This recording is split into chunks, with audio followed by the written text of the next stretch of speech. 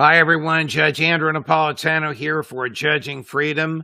Today is Wednesday, January 24th, 2024. Colonel Douglas Macgregor joins us today.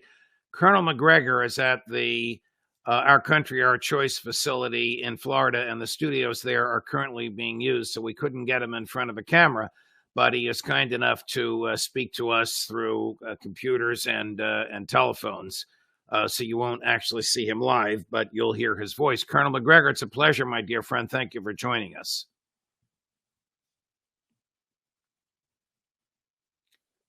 Colonel, are you there? Yes, absolutely. Can you not hear me? Okay, got it. We hear you loud and clear now. Colonel, earlier today, there were reports that the United States government wants to move the government of Ukraine out of Kiev and to a city west of Kiev. Do you know if those reports are accurate? And if so, what would that tell you? Well, this report supposedly came from Asia Times via the Department of Defense. Someone in the Department of Defense pointed out that when the fighting ends, and apparently there's an expectation that the fighting will end, the Ukrainian government will abandon Kiev and go west to the town of Lviv or Lvov in Russian, which is not unusual. It's been the capital before, certainly of the western Ukraine, and it makes sense given the likely proximity of Russian forces to Kiev once the fighting stops. Is Ukraine on its last legs, Colonel? Oh, yes. Ukraine's been on life support for a long time. I mean, earlier today, I was talking with someone over there, and they said if Washington had any humanity or humility, they would end this tragedy as soon as possible. You know, more people continue to die needlessly, and 1 million people have been casualties in this war. We have 500,000 dead, as noted by the Ukrainian prosecutor general just a week and a half ago. And we have at least 500,000 wounded, and how many of them will never be able to live normal lives is anyone's guess, but the casualties have been horrific. And Ukraine is exhausted. It's exhausting its manpower. And the longer this lasts, the more Ukrainians will leave Ukraine, which is a catastrophe for the country and for the Ukrainian nation. Colonel, as we speak, President Biden is negotiating with Republican leaders in the House of Representatives in an effort to come up with some sort of a deal. I know it's an issue that is of concern to you and to me and to a lot of people watching us, and that's the southern border. But the part of the deal that I want to ask you about involves 86 or 68 million to Ukraine. What would they do with 68 million? They need human beings that are simply not available to operate any new, as far as I understand it, any new equipment that Washington might send over there. Well, I think, Judge, you mean 68 billion. Do you I'm not? Sorry, you are right. Billion with a B. Thank you. Yeah. Well, remember that from the standpoint of people on the Hill who are largely disinterested in what happens on the ground in Ukraine, most of this cash will simply be recycled, as it has been to this point, to purchase weapons and equipment from the Department of Defense, which in turn transfers the money to the defense industries, and the defense industries profit enormously. You know, the president himself made the point that this is good for America because it keeps assembly lines humming and large numbers of Americans employed and so forth. Well, that may be true, but the point is it's not going to change the facts on the ground in Ukraine. The facts on the ground are that Ukraine has lost this war, and at least half of the country will now be occupied by the Russians, I suspect, permanently. So that's the first reality. The second part of this is that I'm sure a lot of this money will be used to pay the bureaucrats in Kiev and elsewhere in Ukraine to keep the proverbial trolleys and trains running. But several billion, I'm sure, will disappear, as has happened in the past, end up in bank accounts in places like Cyprus or the Bahamas or elsewhere in the world, places where money comes in and goes out without being carefully tracked. So they're laundering money to their friends who are in part of this organized crime state that we're pretending is a real nation state called Ukraine. One of our guests referred to Israel and Ukraine. I don't want to get into Israel just yet, but he used this phrase, which I found very interesting, and I want to ask you about it. Referred to Israel and Ukraine as client states of the United States. Do you accept that description? And if so, what does that mean? Well, I certainly think it applies to Ukraine as far as being a client state is concerned. A client is simply someone who is dependent upon you for income and support. And, I think a better word would probably be vassal. But, the Ukrainian leadership is definitely a client of the United States. There's no question about it. That entire apparatus would not exist if Victoria Nuland and her friends had not installed it after the Maidan Revolution. So certainly since 2014, there's no other way to look at it, although I think the word vassal increasingly is more accurate, since I'm sure there are very few Ukrainians at this point who are prepared to go out and die for this client state. Now, Israel's a little bit different because, frankly, we often wonder whose client is whose client. In other words, are we not the client of the Israeli state, or is the Israeli state the client of the United States? It is confusing and difficult to establish because, as I pointed out routinely, at this stage of our history, I think President Netanyahu has infinitely more influence over the conduct of our foreign and defense policy than President Biden. And despite whatever President Biden has said publicly, or whatever the Secretary of State Blinkin has said, there's not much evidence that anything has happened that Mr. Netanyahu does not want to happen. But, calling them both client states is not unreasonable. It's just, I think in Israel's case, we need to try and sort out that relationship. Who's the client? Before we get to Israel, I want to play two cuts for you. Now, I know you can't see them, but you'll hear them and you'll recognize the voices. The first is Secretary Blinkin saying Putin has failed. This is at the Davos conference in Switzerland last week. The second is Foreign Minister Lavrov on CBS News, acting, in my view, about as statesmanlike as you can imagine. The reason I'm asking you this is because two of our guests, one a political hothead and former colleague of mine from Fox, Bill O'Reilly, the other, Jack Devine, they're on the same side on this.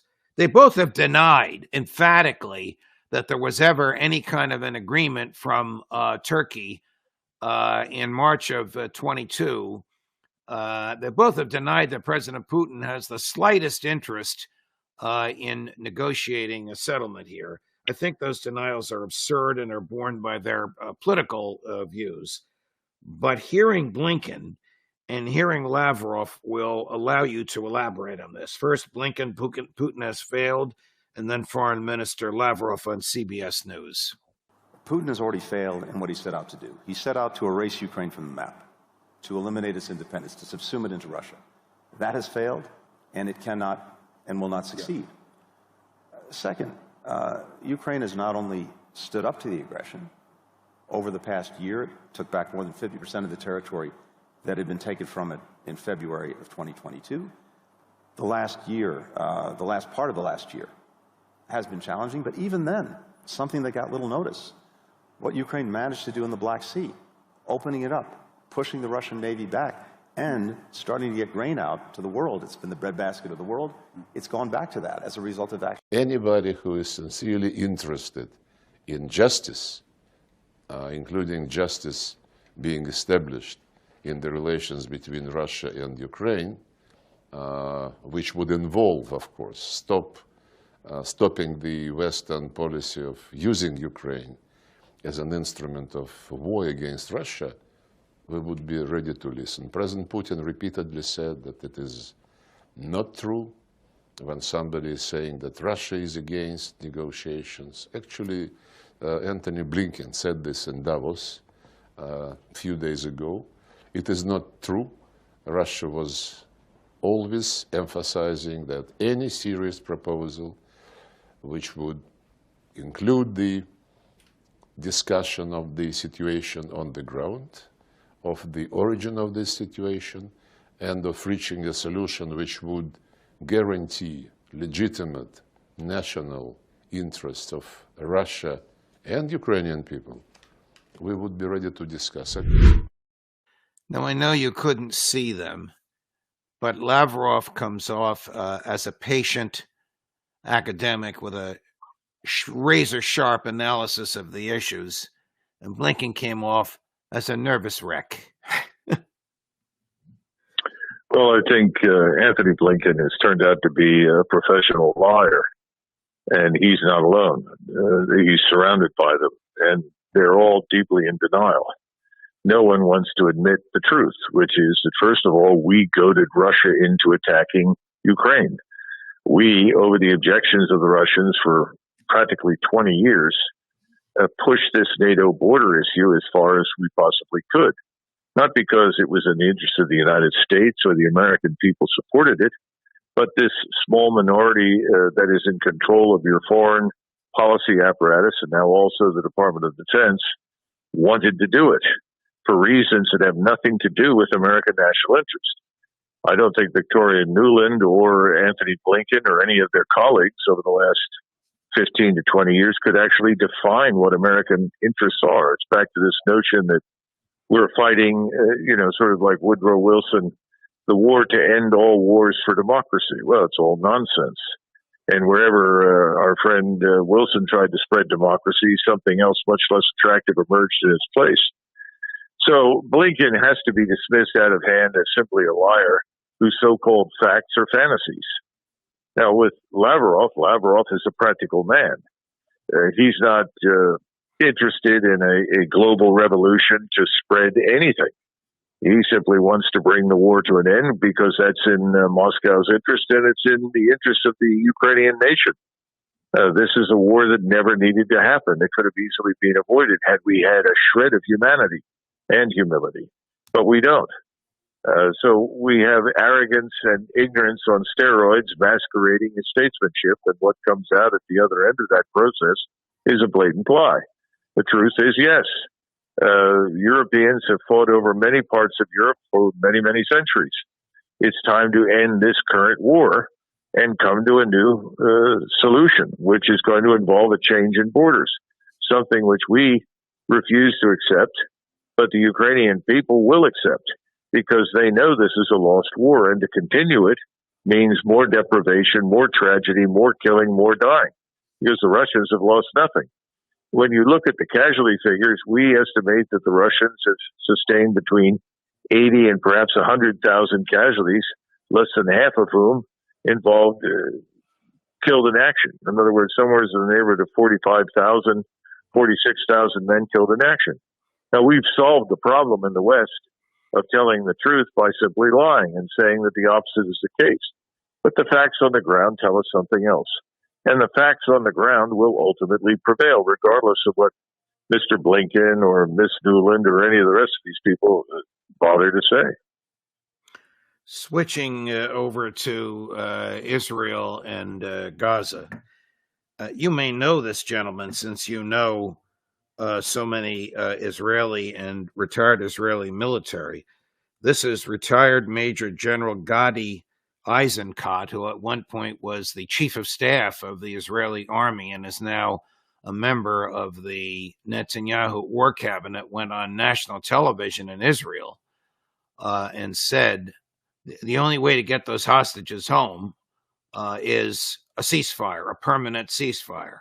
And by the way, it's time for new elections within the next 60 days because Netanyahu doesn't know what he's doing. He's fighting just to stay in power, and it's time for him to go. How critical is a statement like that from somebody as revered as Major General Eisenkot, who, by the way, lost his own son and a nephew in the fighting in Gaza right around Christmas time? Well, General Eisenkot is a very capable man, very intelligent, and he understands warfare probably better than most of his peers. And what he's telling you is the truth, that those hostages are never coming back, or certainly are not coming back in any near term, as long as this war of expulsion and murder against the Palestinian people continues. And he is like many Israeli general officers that you will meet. He is someone, as Nassim Taleb likes to say, who has skin in the game. In other words, he's not asking Israeli soldiers or Israeli citizens to do anything he and his own family would not also do. And so my sympathy goes out to him. I think it's tragic that he's lost his son and his nephew. But I think he knows that this war is wrong-headed. And the longer it lasts, the more damage will be done to Israel. They're not going to expel or kill every Arab who lives in Gaza, although that is obviously the objective. And I think it's also true that in 60 days, Netanyahu may no longer be there. However, having said all of that, I'm not convinced that the Israeli population is prepared to give up on this operation.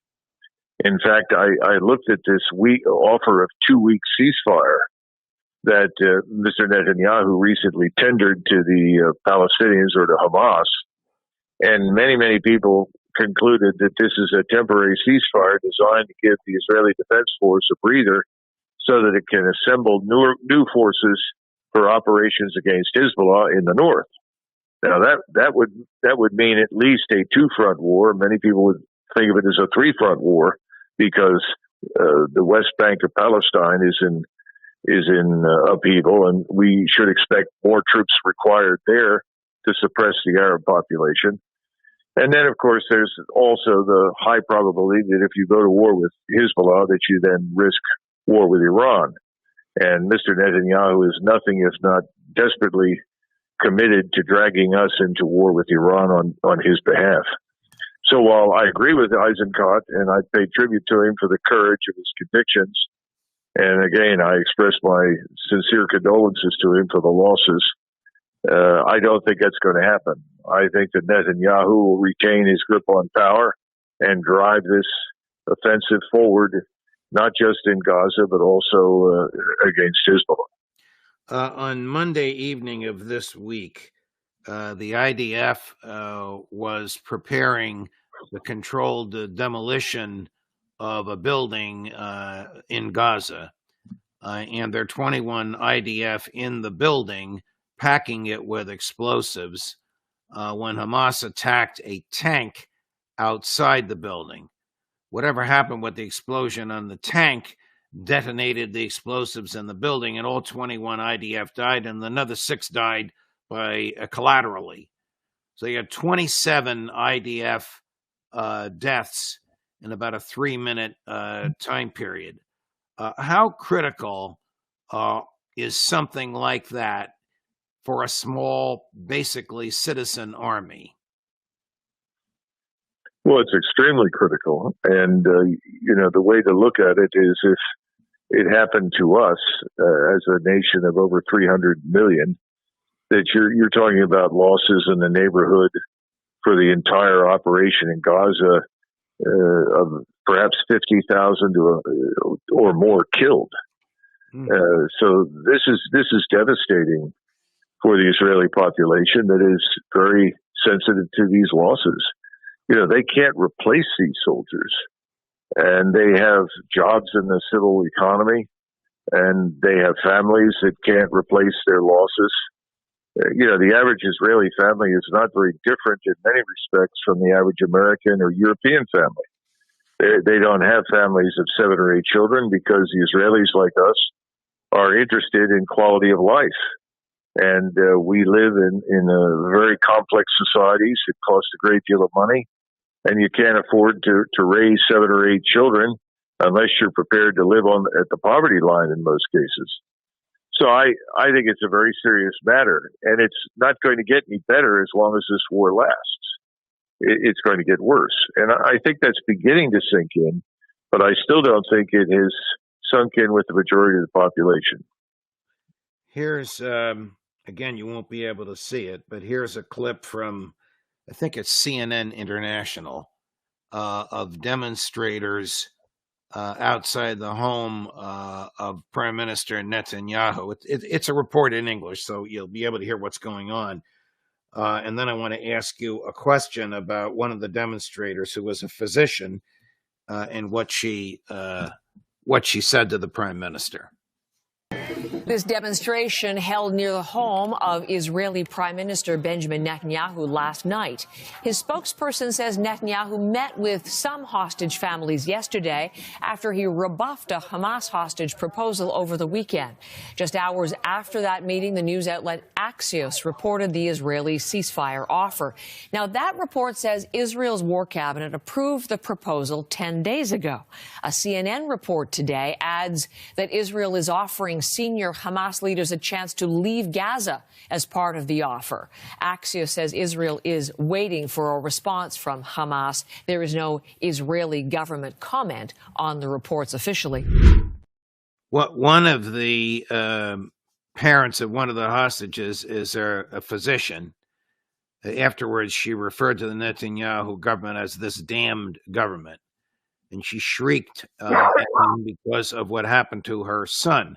Her son was IDF, but was captured on October 7th. He was gassed to death with poison gas in one of the Hamas tunnels by the IDF, along with two other non-IDF Israeli hostages.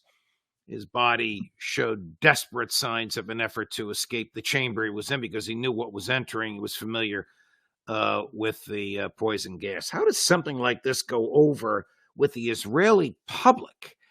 Poison gas, of all things, bringing back horrific memories of the Holocaust, used by the IDF knowingly on one of its own soldiers. Well, given the hatred that animates most of Israeli actions against Hamas or Hezbollah or other organizations of that type, I don't think the Israelis would object very much to the use of poison gas. They would probably argue that anything which promises to reduce Israeli casualties and inflict the maximum number of casualties on Muslim Arabs is a good thing. I know that sounds harsh, but I think that's an accurate depiction of true feelings on the ground inside of Israel. The Israeli population remains behind this operation. They may not like Netanyahu for a whole range of reasons, and that's justified, I'm sure. But they support this, and they really think that these Arabs have to either be driven out or exterminated. And that's simply a fact. Do you think that the Netanyahu government recognizes that there are limits to IDF brutality? You know, in this war at this point in time, I don't. It's very similar to the war in the Eastern Front between 41 and 45. The war turned into a ruthless war of extermination for both sides. And I think that's happening right now in Israel, in Gaza, and probably elsewhere. One of the things that hasn't been reported in the news, it seems unrelated, but it really is not, is the meeting today between the leadership of Iran and the leadership of Turkey. Right. And this is a watershed event that involves, two nations that historically have a long history of conflict and hostility. In fact, one of the reasons that Iran has been friendly towards Russia is that Russia and Iran both shared the same enemy. It's called Turkey. Right now, there are open discussions about cooperation on many, many levels. And what they're doing is they're looking at the commonality of interest. And the commonality of interest extends to the elimination of the current Israeli leadership and perhaps the state. Israel is in a very tenuous position because these sorts of offers signal to the opposition in Hamas, and not just to them, but to hundreds of millions of Muslims in the region, that Israel is weak, not strong. And I think, if anything, they've concluded, based upon their interaction with the Israeli Defense Force at this point, that Israel is far, far more vulnerable than anybody imagined. The real question in their minds is, where do we fit in? And I think they're assuming that if Israel does not come to some sort of agreement, which seems frankly unlikely, that we will be drawn into the war on the side of Israel and they will have to fight us as well. And I think that's why there are now discussions all over the region between the various leaders about how they are going to cooperate in that event. I think that should give everyone in Israel and everyone in the United States real pause, because behind them, once again, stands Russia and nor distantly, but not remotely, China. And again, as I point out, the Chinese have a keen interest in supplying themselves at home with oil and natural gas and so forth that comes out of the Persian Gulf and that region, and also food out of West Africa. And they don't want to be cut off from that by a major war in the region. So they'll do everything they can to hinder it. But if it happens, they'll do everything they can to help Iran and Turkey and Russia and anyone else who is engaged in that war against us in Israel. I think that's what we need to keep in mind. Colonel, President Biden has attacked the Houthis now 7 times in the past 10 days. It doesn't seem to have dented them. However, does that not exacerbate what you just described? Oh, absolutely. There's no question about it. At every turn, we and Israel have both done the same thing. We've escalated.